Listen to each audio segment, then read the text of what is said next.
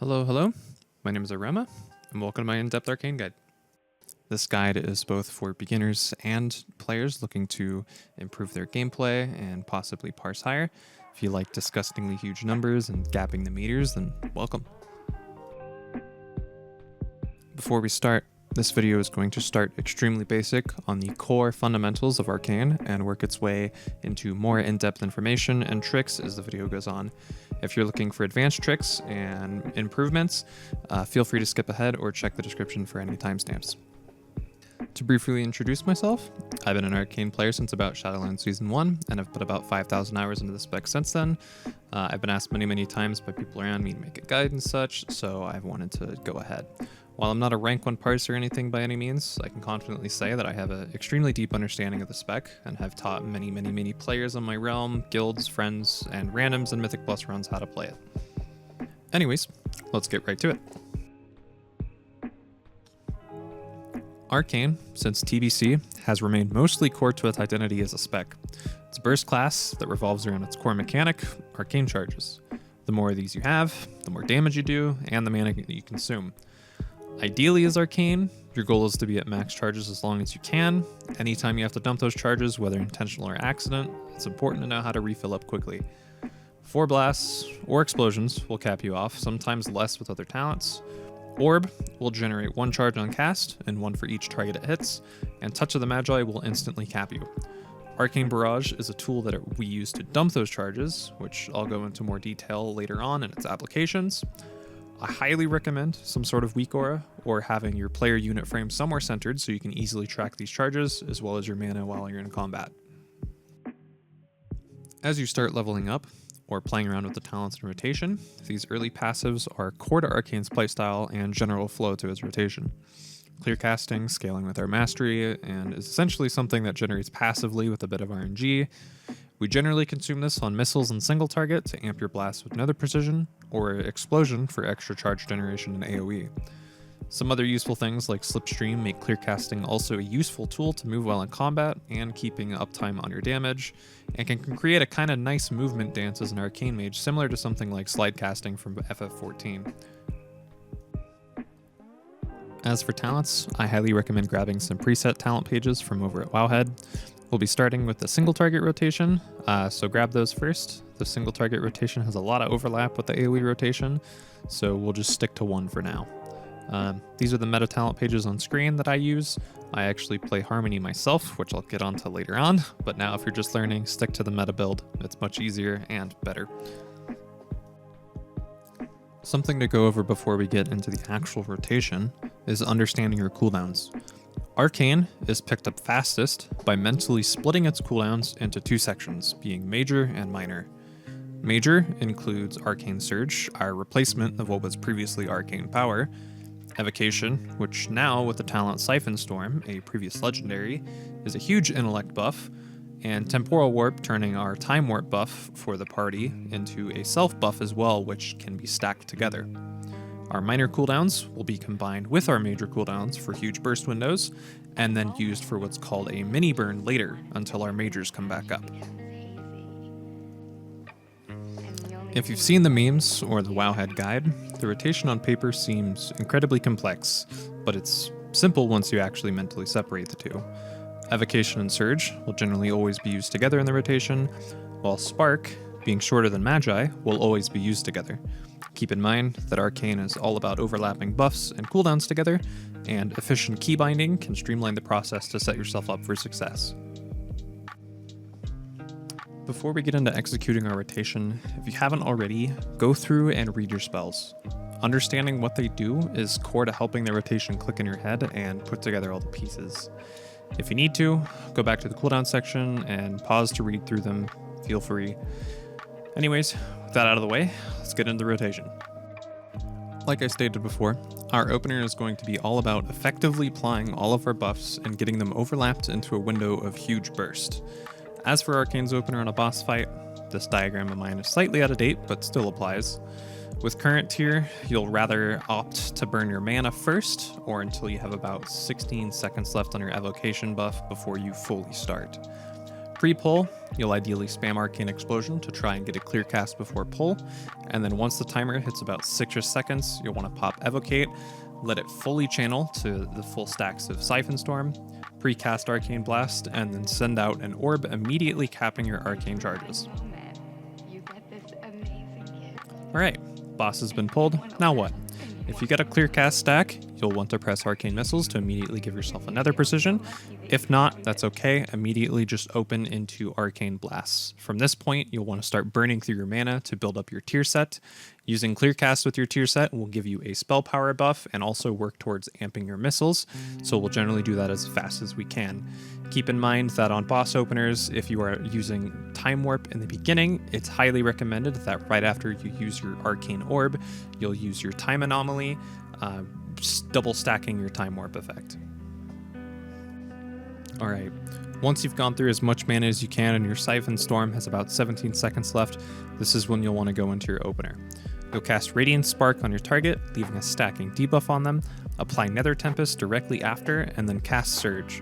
Once your Surge goes off, you'll want to cast Arcane Barrage, and as it's in the air traveling to the target, you'll want to press Touch of the Magi. From here on out, you'll use Arcane Blast through the remaining spark stacks that you have on the target, and then once those fall off, you'll use clear-casted missiles to generate Nether Precision and consume those with blasts. From this point on, once your Touch of the Magi is getting near ending and is about to explode, you'll want to use Presence of Mind to squeeze in one extra blast just to add in that extra little damage.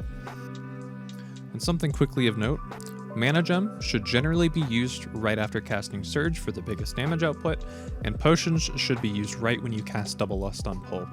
Trinkets, ideally if you're running Balefire Branch, will be used with Surge. Press it just a few seconds before, and that should last the entire duration. Depending on the fight, if my haste is extremely high, like I'm getting Power Infusion for example, I tend to hold my Mana Gem towards my mini burn a bit, that way I don't overcap, and just for a little bit of safety. After your opener, Siphon Storm generally will only have a few seconds left, at which point you'll want to press Shifting Power to reduce the cooldown of all your skills and prepare for your mini burn. Once Touch of the Magi has about 2 seconds left on its cooldown, you'll commence your mini burn. If you didn't use Mana Gem yet, you'll want to use it here, as it does give a small spell power buff which becomes useful. You'll once again cast Spark and Nether Tempest directly after, Barrage, and then while it's in the air, you'll want to press Touch of the Magi so that they connect together. Go through spark stacks with usually about 3 blasts, and then consume Nether Precision stacks until Magi pops. From this point on, you'll just want to proceed with filler until Evocation and Surge come back up and do it all over again. Arcane's filler priority is as follows. Arcane Blasts, buffed with Nether Precision, clear casting Arcane Missiles, regular Arcane Blasts. Something of note is Clearcast Missiles is a DPS gain to clip early by spamming Arcane Blast as fast as you can to benefit from precision and getting more blasts out. If you're running low on mana and Evocate has some time before it comes back, the step to recovery without losing too much DPS is to use Nether Tempest when low, as it snapshots damage based on your Arcane charges and is efficient just in its cost. If you're still having problems, dumping charges with Barrage if you're under 10%, and use Frostbolt as a complete last resort. These moments of being out of mana shouldn't be more than seconds at a time until Evocate comes back up, so if you're finding yourself starved for extended periods of time, assess your rotation and possibly look into clipping missiles less and holding for the full duration. Now for AoE. As of 10.1.5, with the redesign of Arcane's previous orb talent, we'll be focusing our AoE damage around the new one during our burn window and in filler. The AoE rotation is pretty similar to single target, but with the addition of Orb Barrage, it's actually much simpler. This talent unfortunately adds a heavy amount of RNG into your damage in AoE, and Mythic Plus, when you're blasting CDs getting little to no procs, it can feel really bad, but on the flip side, getting procs over and over makes those highs really high. Orb Barrage gives a chance on pressing Arcane Barrage per charge consumed to shoot out an orb. With full charges, this is a 40% chance. Similar to single target, you'll open with Spark into Nether Tempest, then Surge into Barrage Magi. From this point on, you'll press Arcane Barrage. If you get a proc, keep spamming until you don't. Once you don't get a proc, then you'll manually press Arcane Orb, and then Barrage again. Repeat this until you're completely out of orb charges and Arcane charges. At this point, you'll just start spamming Arcane Explosion and dump at 4, and keep going until you have cooldowns again for another mini burn. As for stats, Pretty much everything with Arcane is good, but Mastery especially, with our meta talent Prodigious Savant, increasing our value from it.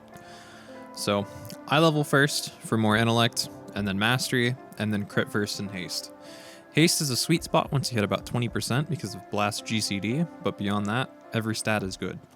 As always, simming your character is highly recommended, as you can reach points at stat values where they considerably lose value, so hit up raid bots and see where you're at. Now, for the fun part, optimization.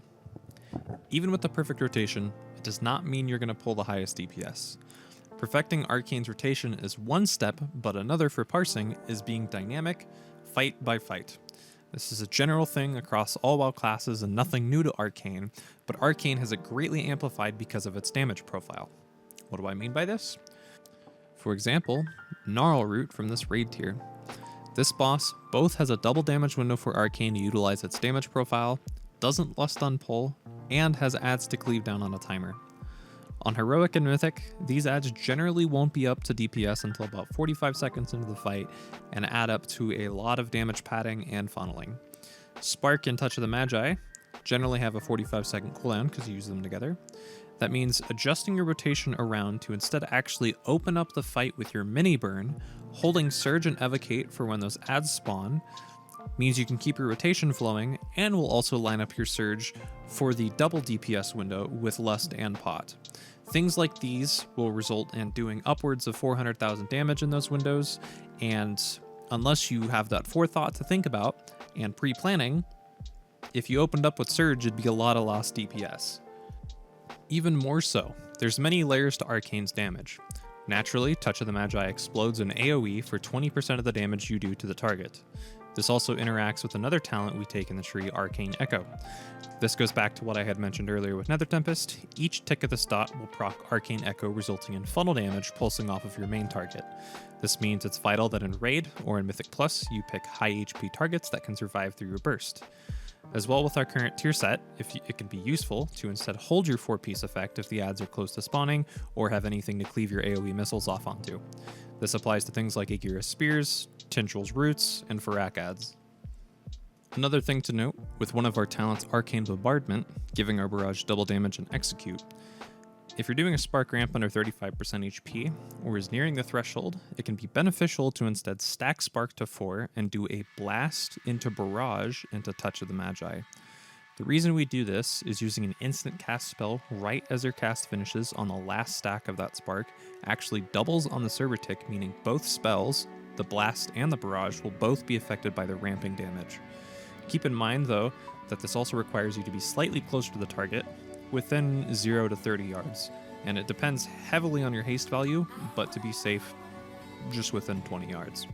This is something that was commonly used in Shadowlands, but with Harmony being less common, it's uncommon to see people talk about it or utilize it. With the changes to Arcane as well, the damage gain isn't nearly as big, considering how much of our damage is Arcane Blast, but the huge execute crits still feel good to hit, so I do it anyways. Next, Mythic Plus. Dungeons are really where Arcane gets to shine, as lining up your cooldowns pack by pack and proper management can really make it look broken in the right hands. Of course, routes, your tank, your group comp, and all more heavily affect each run, and there's never a perfect answer to each scenario, but the golden rule to seeing high level of success with Arcane and Mythic Plus dungeons is keeping your major burn and your mini burn rotation flowing. One of the most important elements of Arcane and dungeons is mob assessment as you're approaching a pack. Scan nameplates for health values and pick one of two options. Which mob has the most health, or which mob do you think will survive your burst and live the longest? What I mean by this is the very first pull of DHT this season, for example. If you know your tank is pulling to the bear, it'd be vital to delay your cooldowns and funnel your Touch of the Magi off the bear. But if your tank isn't pulling all the way to the bear, you just want to rip them on the best target you can find, like one of the spiders or one of the casters. Proper utilization of shifting power can also go a long way. For example, if you blast your major burn on a pack and it gets melted instantly, if you have about 15 seconds until your mini burn is ready, maybe about 20, and shifting power is available to use, you can instead let the travel time between pack to pack and let the cooldowns tick while you approach the next group. Send your mini burn, and instead use shifting power afterwards. That way you will have your mega burn even sooner for the next pack directly after. Keep in mind, though, that holding shifting power for too long can also result in things like your Temporal Warp not being up in time and ending up delaying your lust usage and losing that there. One thing you really can't afford to forget about is Time Warp and Temporal Warp. Super important in Mythic Plus, and utilizing it, you essentially get lust every 5 minutes, meaning you get about double the lust that everybody else does, and you get 2 lusts when everyone else has 1. A really good example of this is in Throne of the Tides. The very first pull, even on a Fortified week or a Tyrannical week, using Lust on that very first pull, it'll usually be up for the second boss. With the timings of how the dungeon work, and depending on the difficulty, this can vary, but the very first boss is a really bad boss with Lust and generally doesn't get much utilization, so it's better to throw it on that first pack. What this also means is that you'll also have your own personal Lust at the 5-minute mark, and then 10-minute mark with everyone else, and then 15 and 20 and so on. So you're essentially going to be getting a lot of utilization out of it, so do not forget as a mage that you have that at your disposal. It's so often that I see a lot of mages that I pug with when I'm healing, for example, that I see mages completely forgetting to use it, and their usage of it is quite low. While still on topic of Arcane, it's been always known as one of the least mobile casters in the entire game, but Dragonflight has absolutely changed everything. Ice Floes is an insanely high value option, especially if you mainly do Mythic Plus. Taking Shimmer, you lose out on the ability to break yourself out from CC, which can be vital in situations to stay alive. For example, having it on the Golem boss, or Tree boss, whatever you want to call it, of Waycrest Manor, lets you completely skip that entire mechanic and saves not only you, but your group from having to DPS that down. Ice Floes also has more benefits than you might think. It's off the GCD, meaning you can press it while casting. You can double dip as well, where if you press it at the end of a spell or near it and start moving, you can actually get 2 casts off in 1 use. Between 3 Ice Floes, some of a rotation being instant, and moving while clear casting, you have an insane amount of mobility as Arcane. But also on the flip side, Shimmer is also amazing because you can cover long distances while casting in short periods of time. For example, where this is useful is things like Farak in those fights where you have to move very long distances away from AoEs and you don't really have CC that you have to worry about. You can quickly Shimmer away, Shimmer back, whatever you want. That is the one use for that. But more importantly, above being just an Arcane Mage, excelling at Mage itself is core beyond everything this video has ever taught. Not only with defensives, mobility, but also group utility. Seeing high level of success in any form of content is through seeing every single part of your kit to benefit your group and go above and beyond to make sure everyone will see success. For example, Spell Steal. There's lots of things that you can steal off for your own benefit. Throne of Tides. The caster mobs in the first boss give you a major haste buff that you can steal that also is a frost buff if you're a frost mage. If the captains in Waycrest get their shout off, you can steal off the damage reduction buff for yourself and also make sure that the mobs die faster. Afflicted, you can decurse, that's a given, but you can also decurse the ward debuff that the witch's mobs and the witch's boss inflict as well, being less damage for the healer to heal and for you to take. Ring of Frost. You can use on fixate mobs in both Blackrock Hold and in Throne to reduce the bite damage. Waycrest, you can use the ring to stop the mobs like the Gorgers from jumping onto your allies and prevent a little bit of damage, especially in high keys and those fortifieds, they hurt. Alter time on knockbacks, removing the dot like the cats and the druid boss that they leave in DHT. The nettle dot from the first boss of Waycrest, you can completely alter time and remove it just like that. You can use it purely for positioning. Frontal cones from the pig boss in Waycrest as well. You can stand there, you can press alter, you can blink out, you can alter back, and alter will refresh a charge of blink, and you can just blink out again, so you don't really have to move. Or you can stand in melee range and just use Ice Floes in and out. These are all a few uses of utility and defensives that have double uses, so as you get more comfortable with your mage spec of rotations, buttons, you can do some crazy stuff. And one thing before I forget, as an Arcane Mage, you do generate a lot of threat when you're doing your rotation. You do so much burst that even from the max geared tanks doing their AOE rotations and such, that often you will rip aggro on mobs, so don't be surprised, especially if you pick a high HP one. A useful tip to know that has been in the game since Classic is you can pop mirror images before you start doing damage, and it removes you off the threat tables. This avoids you generating any threat when you do your big burst, so if you're going into a pack with Mini Lust and all of your cooldowns with Potion, be ready to pop mirror images as you run in, so that way you do not rip and end up losing all of the DPS that you just gained. And lastly, a basic thing as well if you're truly wanting to soar is setting yourself up for success. Your UI, your keybinds, everything is just as important, if not more than your rotation. In my opinion, the way to truly break your limits is learning how to edit and customize your UI. Everyone's brain works in different ways, and sometimes you might find yourself on a spec or class constantly wondering what the duration left on a certain buff is, or your imported WeakAura pack just isn't including it. Maybe your health is too far away from your eyes and didn't realize you needed to pop a defensive and died. Maybe you accidentally overlapped CC with your group and wiped because of failed kicks. Maybe it was because you weren't tracking everyone else's, or maybe you just didn't see. Maybe you didn't know you needed to spell steal a buff because your nameplates didn't highlight the buff. WeakAura's, Plater, Omni CD, these are all important add-ons and customizable to truly get every piece of information you need. That being said, add-ons are not entirely needed.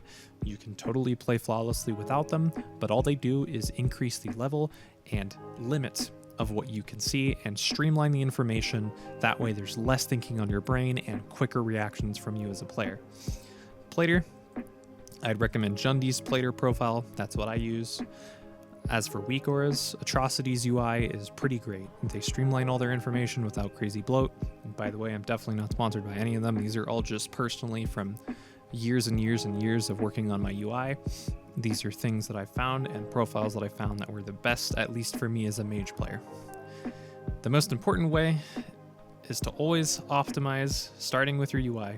You never want to overload with information, and simplifying it is just the biggest stride you can make in WoW, and especially with macros. If you're a healer, you know why.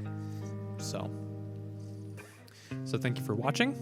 I spent quite a long time on this, so any likes would be appreciated. Any questions, I will be happy to answer in the comments. If there is interest in a guide on how to play Arcane Harmony Mage, it is what I primarily play. I do know how to play all 3 Mage specs, and all of them to a at least higher degree. I have 99 parses in Mythic with Frost Mage and beyond.